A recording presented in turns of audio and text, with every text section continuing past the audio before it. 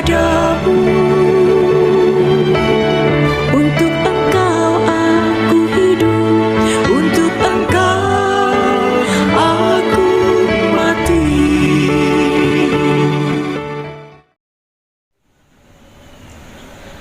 Salam sahabat doa kekuatanku. Jumpa lagi dengan kami di Doa Kekuatanku Channel. Pada hari ini 21 Januari 2024. Sapaan Sabda Tuhan diambil dari Injil Markus bab 1 ayat 14 sampai dengan 20. Renungannya bersama dengan Frater Albert AA dan doa bersama dengan Suster Maria Gordiana PRR. Mari Bapak Ibu para sahabatku yang terkasih, kita mengawali doa dan permenungan kita dengan terlebih dahulu mengundang kehadiran Roh Kudus.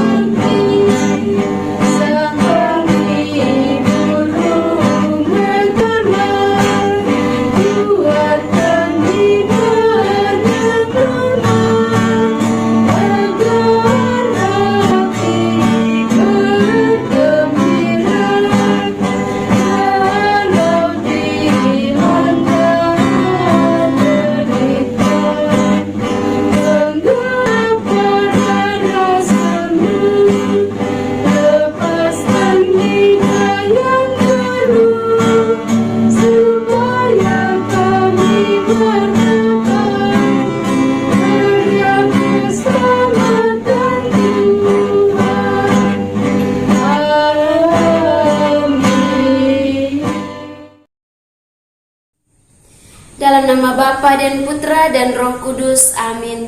Utuslah Roh-Mu ya Tuhan, maka semuanya akan diciptakan lagi, dan Engkau akan membaharui muka bumi. Marilah berdoa. Allah Bapa yang Maha Mulia, syukur berlimpah kami haturkan kepadamu atas berkat dan rahmat-Mu itu. Engkau telah memaklumkan kepada kami bahwa Yesus Kristus Putra-Mu menjadi penyelamat kami. Kami mohon, ajarilah kami untuk selalu mendengarkan dan mengamalkan sabdanya, dalam keseharian hidup kami. Dan berilah kami pengertian akan misteri sengsara, wafat, dan kebangkitannya demi keselamatan kami. Karena Engkaulah Allah kami, kini dan sepanjang masa. Amin. Bacaan diambil dari Injil Markus bab 1 ayat 14 sampai 20. Sesudah Yohanes ditangkap, datanglah Yesus ke Galilea memberitakan Injil Allah, katanya, "Waktunya telah genap, kerajaan Allah sudah dekat. Bertobatlah dan percayalah kepada Injil." Ketika Yesus sedang berjalan menyusur danau Galilea, ia melihat Simon dan Andreas, saudara Simon. Mereka sedang menebarkan jala di danau, sebab mereka penjala ikan. Yesus berkata kepada mereka, "Mari, ikutlah aku, dan akan kujadikan penjala manusia." Lalu mereka pun segera meninggalkan jalannya dan mengikuti Dia. Dan setelah Yesus meneruskan perjalanannya sedikit lagi, dilihatnya Yakobus anak Zebedeus dan Yohanes saudaranya, mereka yang sedang membereskan jala di dalam perahu. Yesus segera memanggil mereka, dan mereka meninggalkan ayahnya Zebedeus di dalam perahu bersama orang-orang upahannya, lalu mengikuti Dia. Demikianlah sabda Tuhan. Terpujilah Kristus.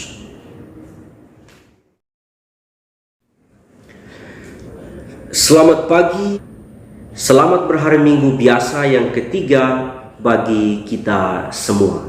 Mari, ikutlah aku, dan kamu akan kujadikan penjala manusia.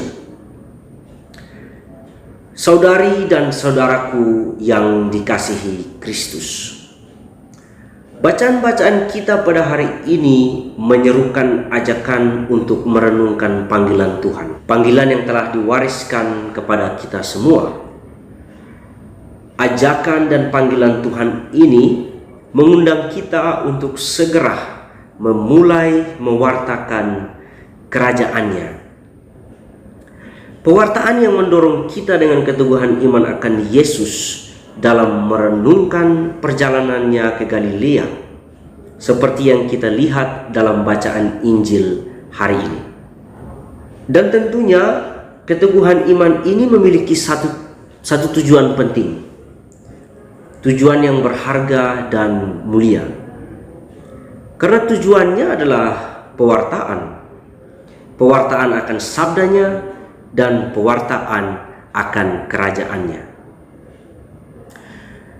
Dalam perjalanan pemberitaan firman-Nya ke Galilea, Yesus telah menunjukkan sikap kerendahan hati, sikap persaudaraan, dan sikap kebersamaan dalam mewujudkan misi dan janji Bapa-Nya. Walaupun Ia tampil sebagai Allah dan tampil sebagai manusia, Ia tetap melibatkan orang lain di sekelilingnya. Ia melibatkan kita semua dalam setiap karya Allah yang dipercayakan. Ia tidak melakukan tanggung jawab itu sendirian, karena tujuannya adalah kita sebagai umat pilihan Allah telah menjadi sarana keselamatan bagi banyak orang yang belum mengenal Dia. Oleh karena itu, kita semua diajak untuk terlibat dalam karya keselamatan ini. Dalam perjalanan menuju Galilea, Ia turut memanggil Simon, Andreas, Yakobus, dan Yohanes untuk mengikuti Dia, menemani dan membantu Dia dalam meneruskan janji Tuhan yang sudah diwariskan kepadanya dan kepada kita semua. Hal menarik yang kita cermati dalam panggilan Yesus ini adalah ketika respon atau tanggapan keempat murid tersebut yang terjadi secara spontan, terjadi tanpa halangan, dan terjadi tanpa paksaan dari pihak manapun. Hal ini rupanya terjadi demi pewartaan yang dinanti-nantikan Tuhan. Tuhan telah merencanakan segala sesuatu yang terbaik dalam hidup kita. Segala sesuatu yang tidak mungkin akan menjadi mungkin dan berkenan di hadapannya. Sehingga tanpa merasa ragu, tanpa rasa curiga dan tanpa rasa takut akan ajakan Yesus, mereka langsung meninggalkan jala mereka. Bahkan Yakobus dan Yohanes meninggalkan ayah mereka Zebedeus demi mengikuti Yesus. Mungkin saudari dan saudaraku merasa tidak nyaman dengan sikap keempat murid yang meninggalkan pekerjaan mereka dan bahkan ayah mereka. Mungkin juga muncul pertanyaan-pertanyaan dalam benak kita. Mengapa hal ini bisa terjadi? Padahal kan mereka para murid ini harus menjala ikan. Mereka harus bekerja demi membantu memperpanjang kelangsungan hidup. Bukan hanya hidup mereka saja, tetapi juga hidup keluarga mereka. Bahkan dalam tradisi kita, meninggalkan orang tua kita begitu saja tanpa izin merupakan sebuah tindakan yang melanggar ajaran moral, ajaran norma dan tata krama. Saudara-saudariku yang dikasihi Tuhan, saya mau mengundang kita semua untuk merefleksikan pesan Santo Paulus dalam bacaan kedua di hari ini. Bacaan kepada jemaat di Korintus. Ia berkata kepada orang-orang di Korintus dengan berseru, pendeknya orang-orang yang mempergunakan barang-barang duniawi seolah-olah sama sekali tidak mempergunakannya. Sebab dunia seperti yang kita kenal ini, atau dunia yang kita kenal sekarang, akan berlalu. Ini yang dikatakan Santo Paulus. Saudara-saudariku, di zaman modern ini, zaman yang kemajuannya makin menjadi-jadi dan zaman yang serba ada, membuat hal-hal duniawi menjadi hambatan utama untuk membuka hati dan pikiran kita dalam menanggapi panggilan Tuhan untuk mengikuti Yesus. Pekerjaan dan kesibukan-kesibukan duniawi menutup hati, pikiran, mata dan telinga kita dalam mendengarkan seruan Tuhan. Mungkin kita mendengarkan seruan itu cuman karena kita sudah sangat sibuk dengan hal-hal duniawi kita, sibuk dengan pekerjaan, sibuk dengan kegiatan-kegiatan sekolah kita. Akhirnya kita lupa akan Tuhan. Kita lupa mensyukuri dan mengamini segala kebaikan Tuhan yang terjadi dalam hidup keseharian kita. Ingat pesan Santo Paulus, sebab dunia seperti yang kita kenal sekarang akan berlalu. Ini berarti apa yang kita nikmati sekarang tidak pernah bersifat abadi. Semua akan punah.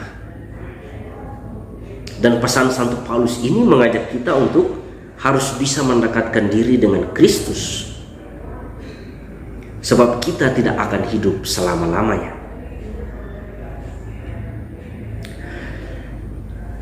Saudara-saudariku yang dikasihi Kristus, mari belajar dari sikap dan teladan keempat murid pertama yang dipanggil Yesus, yaitu Simon, Andreas, Yakobus, dan Yohanes. Di tengah-tengah kesibukan dan kebisingan duniawi, mereka masih sempat meluangkan waktu dan keberadaan mereka untuk hidup bersama Yesus, pergi bersama Yesus. Mereka memutuskan untuk mengikuti Dia, mewartakan firman dan kerajaan Allah. Sebab Yesus telah menjadikan mereka penjala manusia demi keselamatan dunia. Keselamatan dunia adalah keselamatan saya, keselamatan Bapak, Ibu, saudara-saudariku yang dikasihi. Beranjak dari pengalaman Yesus bersama keempat murid ini, sekarang coba kita renungkan lagi sedalam-dalam mungkin panggilan hidup kita. Ini berarti panggilan Tuhan itu bukanlah sekedar panggilan seperti yang kita terima melalui telepon, panggilan yang kita terima melalui Messenger, panggilan melalui WhatsApp, Facebook, ataupun Instagram. Ini juga bukan sekedar panggilan dari orang-orang di sekitar kita.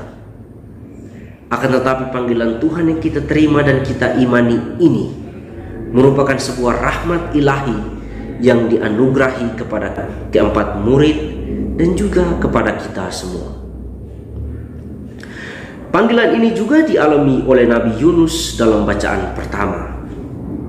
Datanglah firman Tuhan kepada Yunus untuk kedua kalinya, dan Tuhan berseru kepadanya, "Bangunlah, pergilah ke Niniwe, kota yang besar itu, dan sampaikanlah kepadanya seruan yang kufirmankan kepadamu." Dan pada saat itu juga Yunus segera beranjak ke Niniwe sesuai dengan apa yang difirmankan Allah. Tanpa merasa ragu, tanpa merasa curiga, dan tanpa merasa takut, ia pergi memberitakan dan mewartakan semua pesan Tuhan. Pesan ini kemudian ataupun akhirnya menyelamatkan Niniwe dan orang-orang di sekitarnya dari hukuman Allah, karena orang-orang ini dikenal dengan tingkah laku mereka yang jahat. Dari sini kita bisa lihat bahwa Yunus dipanggil Tuhan untuk menyelamatkan orang-orang Niniwe. Bayangkan Bapak, Ibu, saudara-saudari sekalian, ketika Tuhan memanggil kita untuk menyelamatkan orang-orang yang sedang menderita, mereka yang sedang dalam situasi sulit, dan kita sebagai sosok yang memerankan peristiwa keselamatan ini. Dan dari pengalaman Yunus ini, kita semua bisa melihat bahwa itulah bentuk kerajaan Allah yang diwartakan Nabi Yunus. Sikap Yunus ini juga bisa kita lihat dalam salah satu ayat Mazmur tanggapan kita hari ini, bahwa Tuhan itu baik dan benar. Sebab itu Ia menunjukkan jalan kepada orang yang sesat. Saudara-saudariku yang dikasihi Kristus, pasti banyak dari kita yang masih penasaran akan apa yang dimaksudkan Yesus dengan kerajaan Allah. Dan seperti apakah kerajaan Allah itu? Di mana kita temukan kerajaan Allah dalam keseharian kita? Kerajaan Allah itu sebenarnya sudah ada dalam diri kita masing-masing.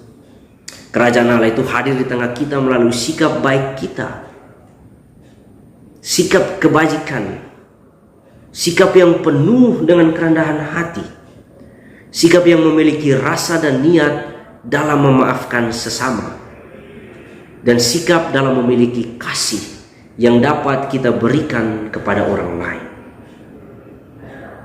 Selain itu, kerajaan Allah juga bisa kita temukan melalui sikap yang menjauhkan kita dari kesombongan, sikap menolong sesama, sikap yang tidak mementingkan diri sendiri, sikap yang selalu menjauhkan kita dari tendensi untuk hidup hanya urus ataupun menggosip orang lain, dan sikap menjadi pribadi yang tidak mau melukai sesama.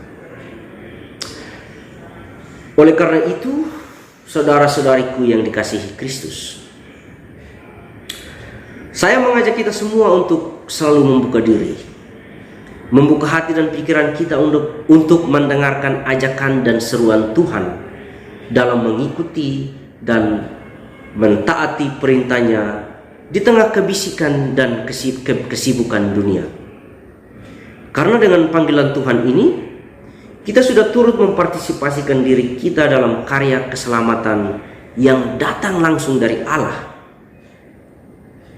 Marilah kita mengajak saudara-saudari kita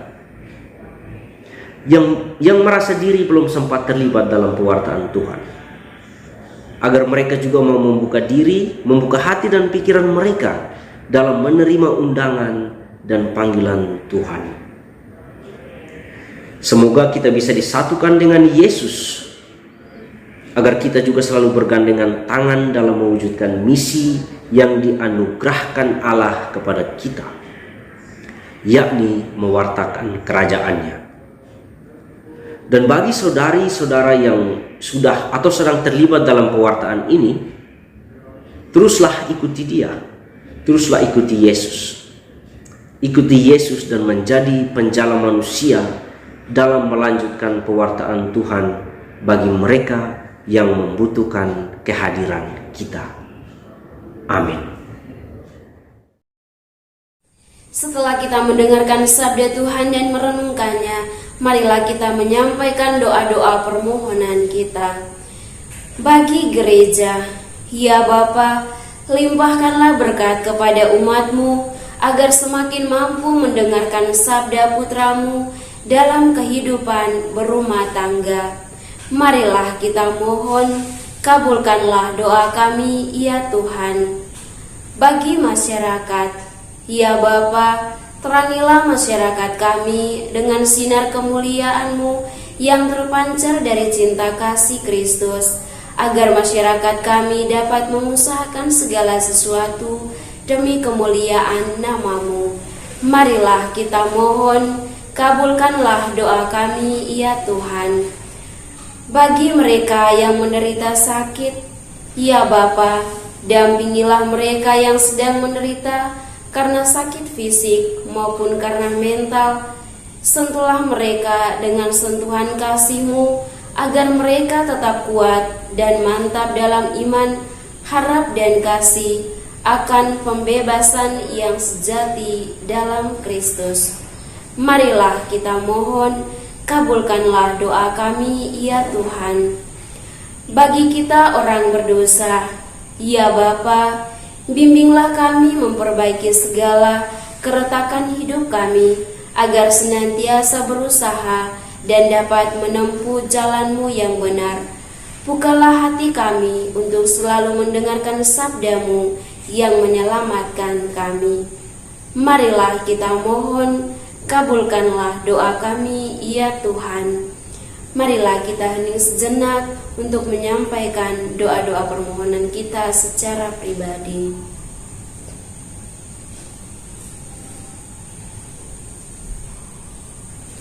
Marilah kita mohon, kabulkanlah doa kami, ya Tuhan. Bapa kami yang ada di surga, dimuliakanlah nama-Mu. Datanglah kerajaan-Mu, jadilah kehendak-Mu di atas bumi seperti di dalam surga. Berilah kami rezeki pada hari ini, dan ampunilah kesalahan kami, seperti kami pun mengampuni yang bersalah kepada kami. Dan janganlah masukkan kami ke dalam pencobaan, tetapi bebaskanlah kami dari yang jahat. Amin. Salam Maria, penuh rahmat, Tuhan serta-Mu. Terpujilah Engkau di antara wanita, dan terpujilah buah tubuh-Mu, Yesus. Santa Maria, Bunda Allah, doakanlah kami yang berdosa ini, sekarang dan waktu kami mati. Amin. Kemuliaan kepada Bapa dan Putra dan Roh Kudus, seperti pada permulaan, sekarang, selalu, dan sepanjang segala abad. Amin. Yesus Kristus, Anak Allah yang hidup terang dunia, aku sembah sujud kepadamu. Untuk Engkau aku hidup, untuk Engkau aku mati. Yesus Kristus, Anak Allah yang hidup terang dunia, aku sembah sujud kepadamu. Untuk Engkau aku hidup, untuk Engkau aku mati. Yesus Kristus, Anak Allah yang hidup terang dunia, aku sembah sujud kepadamu. Untuk Engkau aku hidup, untuk Engkau aku mati. Santa Maria Regina Rosari, doakanlah kami. Santo Yosef, doakanlah kami. Santo Gabriel, doakanlah kami. Santa dan Santo pelindung kita masing-masing, doakanlah kami. Marilah kita mohon berkat penutup dari imam.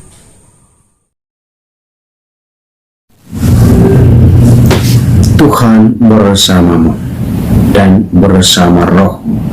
Semoga kita sekalian senantiasa dilindungi, dibimbing dan diberkati oleh Allah yang Maha Kuasa, Bapa dan Putra dan Roh Kudus. Amin. Terima kasih Bapak Ibu para sahabatku yang terkasih telah hadir bersama dengan kami dalam doa dan permenungan kita pada hari ini.